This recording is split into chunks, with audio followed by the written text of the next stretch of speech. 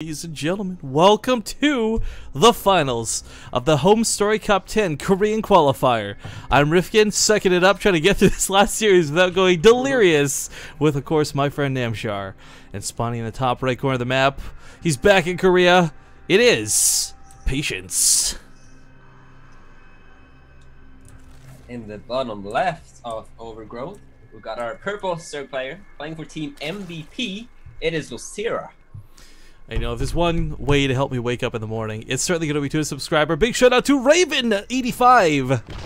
Thank you for your subscription, sir, and your support. Paste that name and hope not to forget it after this game. But in this best of 3, Namshar pointed out, I explained the format poorly earlier. Basically, the TLDR is you're going to have 4 people qualify for what is a mini tournament. That mini tournament will then send one player fully paid trip to Home Story Cup 10. So, Korea gets 1 spot, America gets 1 spot, and I believe Europe has 2 slots for that mini tournament. Yep. It's true. I've double checked. And, whoa. Yeah, this drone pathing. He's gonna proxy hatch in the natural, I'd imagine. And Patience going for, oh my god, he's been going for so many gate expands. The one game he wants to go Nexus first, he gets blocked. Yeah. But this is Overgrowth. Can we be honest? Like, you have to expect this on Overgrowth nowadays. This is like 2-raxing. You know, when a 2-rax goes down of a Terran player on Overgrowth, you're like, yep, standard. Same kind of goes with the Hatchery block. Now, the question is, how much does he dedicate to this, right? Patience actually hasn't reacted by pulling workers into this. You have to pull about 7 to 8 workers to actually get this thing down. So rather than investing in anything at all, he's actually letting this go. Now, there's another benefit to doing this. He's done a little off-center, and that's not a big deal, but creep is going to spread when this completes, and that's going to deny mining for such a long time, because that Nexus will be really late. Yeah, I wonder why he plays it off-place. Is that to, like, creep the wall and stuff? Because he purposely made the hatch off the I don't know. To me, that kind of looked like a panic, but if that does creep the wall, that's pretty sick. Because then Lynx could flood in afterwards, and well, he's taking no gas though, right? So because he did go for the pool after the proxy hatch, so yeah, normally you actually see like 3 hatch and others. Yeah. Well, okay. So Patience made a forge in reaction to this, and he sent a probe across the map. So he pylon blocked the expansion of Losira, which is not a bad move. 6 Lings on the way now from Losira's main. The hatch does finish, and yeah, the creep's gonna spread to the wall, as mentioned. Oh, this is so cool if that's the case. I mean, this kind of reminds me of like the Cat's version, where Cat's like physically puts it on the wall, right? So yeah. So it's kind of like in between, I guess, blocking the Nexus and the wall. You're like, I kind of want to be a dick, but not really, but yes. Like.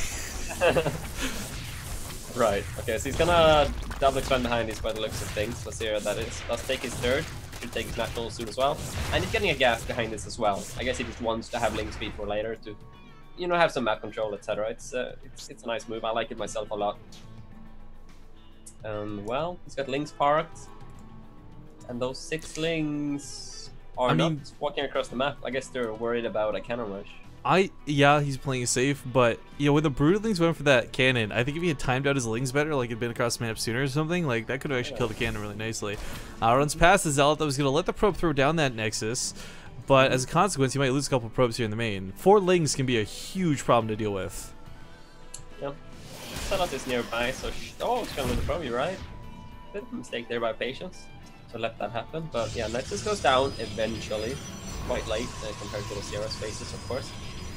And I mean, Losira is mainly scouting these things, but there's not really anything to scout. His Patience gas count isn't really that high, so he's not really in a position to tech up or anything.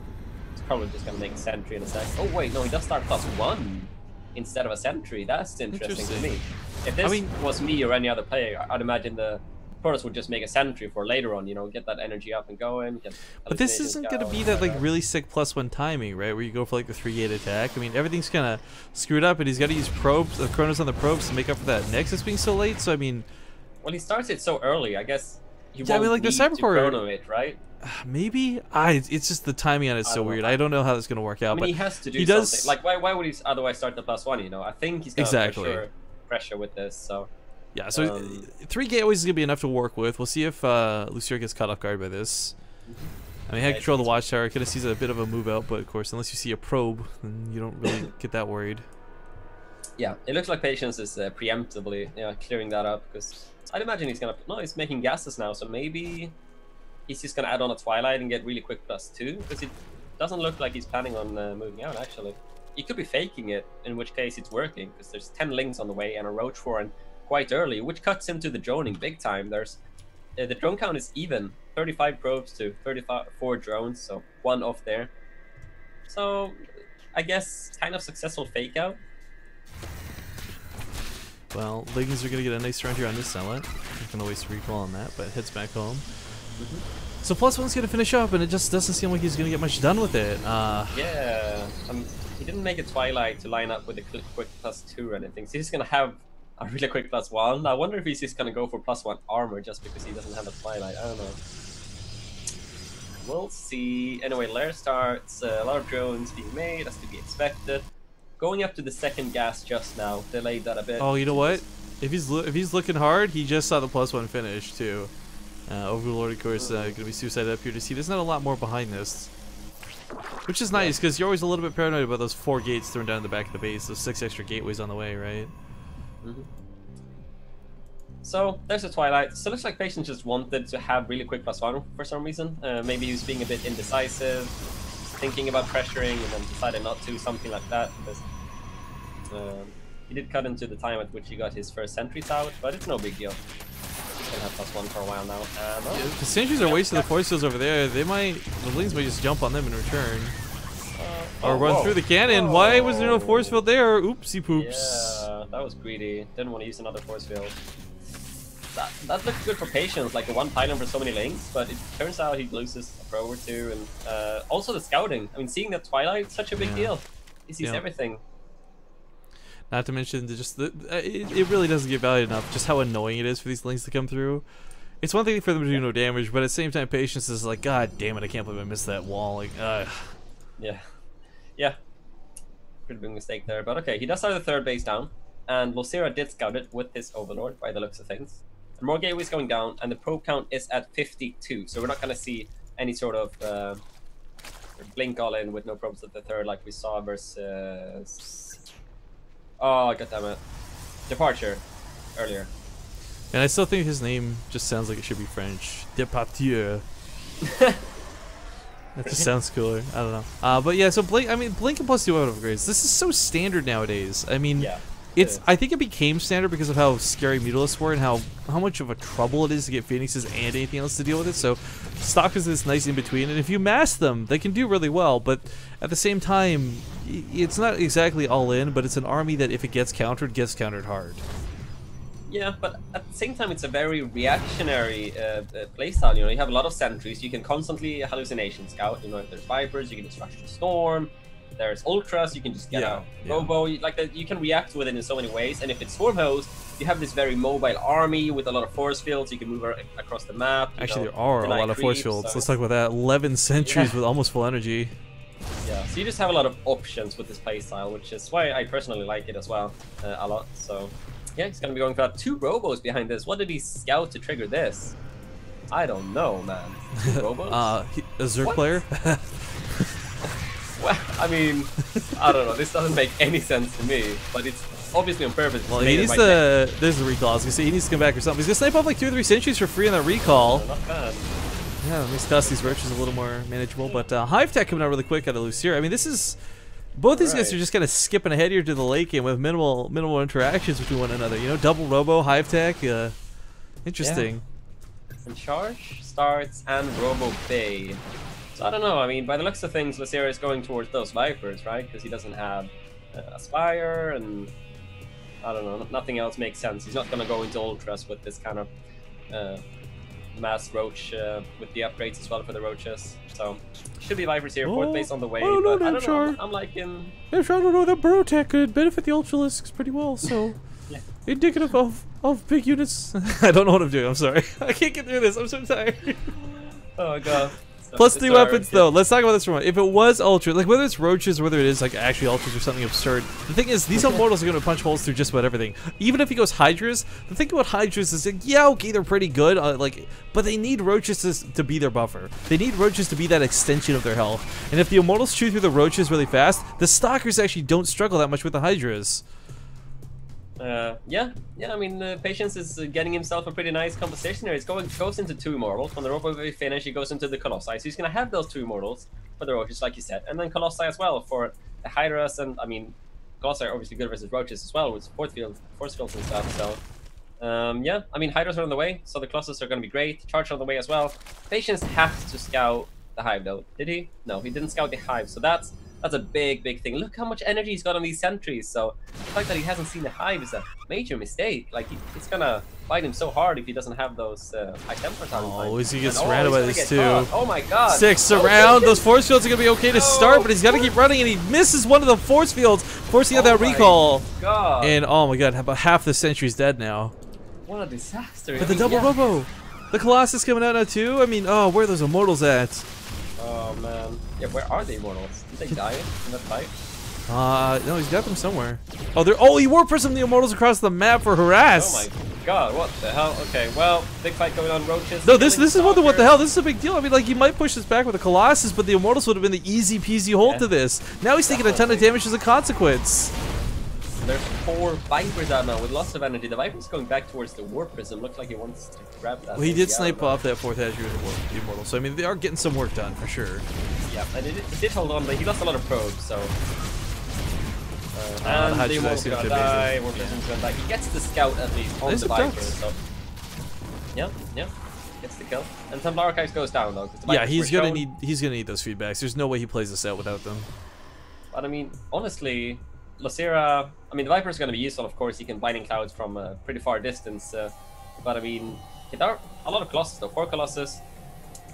I'm thinking Losira can just kind of go for it. Even if he gets feedback, I think it's still okay, because he's so much up in supply. But the Blinding Clouds are going to be a big factor. And the Templar Archives aren't finished. It's a big timing window. It's not even the time, Blinding Clouds. It's just abducting the Colossus into the Roach count. High Temper's being warped in now, just in time. Wow. Feedbacks. Yeah, okay, so he only gets 1 of the Colossus with this. This could have been so much worse. But with 3 Colossus, he should actually be able to beat this back. Mortal Spawning 2. That was so close right there. That was, I know, the timing of that Templar. Had that been like 1 second later, the abducts would have already gone off. Jesus, that was close, yeah. He actually pushes it back. This is insane. This is a game worthy of the finals, is what this is. Yeah. Very, very back and forth. I thought Patience was completely done when he got caught out in the middle of the map like that, but he makes it work. More Vipers on the way now, adding on 2 more, getting upgrades.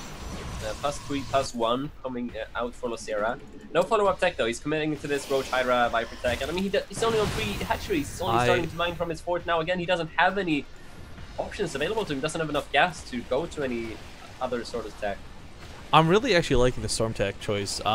It's good for AoE, of course, and all these other blah, blah, blah things, but most importantly, you know, you're really worried about this Colossus. They're kind of susceptible targets at this point. They're going to get abducted. They're going to get sniped off. So if you got the Templar underneath this, you maintain that area of effect that's so necessary for dealing with the Hydralisks. And even if they don't die, you double layer it in. Oh my god, Archon Blast, Colossus Splash, as well as the Storm, everything's going to melt. That's a perfect scenario. Yeah, Storms are fantastic versus Roach Hydra Viper, so yeah, good choice there by Patience to get that out ASAP. Corner boosts it nicely, and he's on 3 Colossus, and now he's standing on Immortals. He wants to get some more firepower for the Roaches, I suppose. And he doesn't have that many force fields. I feel like the force fields make the Colossus so much better. Oh, did he just go for Storm Drops? Yeah, something was going on down here. We're looking in the middle of the map. But not a lot of workers died, so I don't know what that was. Maybe you just sell it? Because he's got a proxy title on the right hand side. I guess, yeah.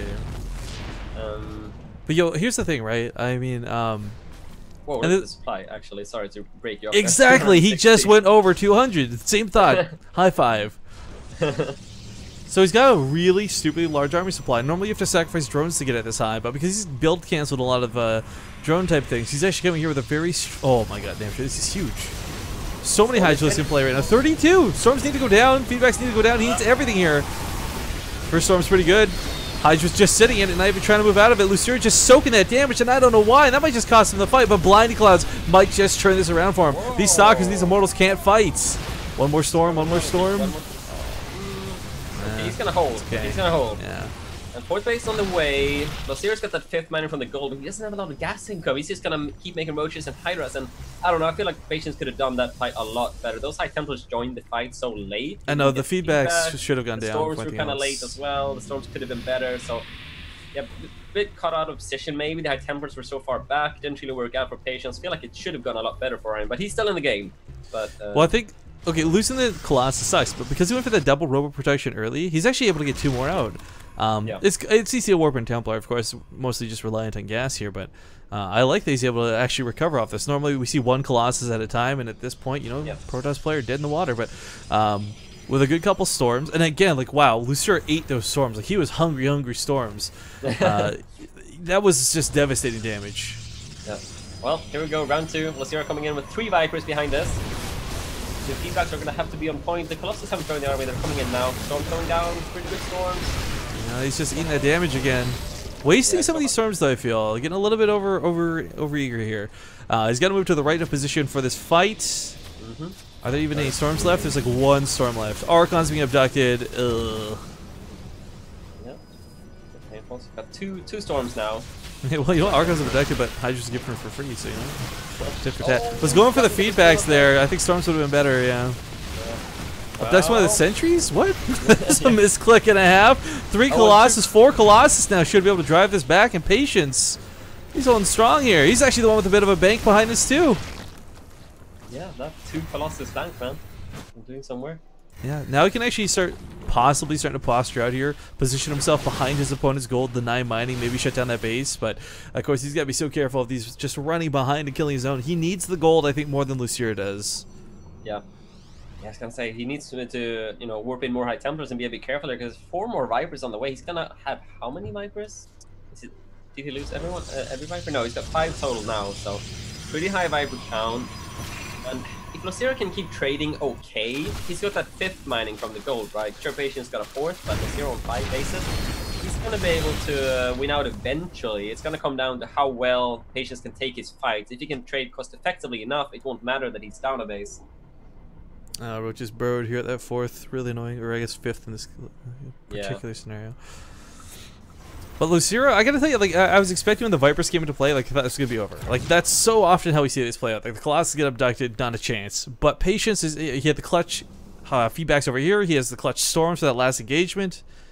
And even with Zealot Run by or 2, appears to have driven out the drones here at the gold. So, drills in his opponent's economy.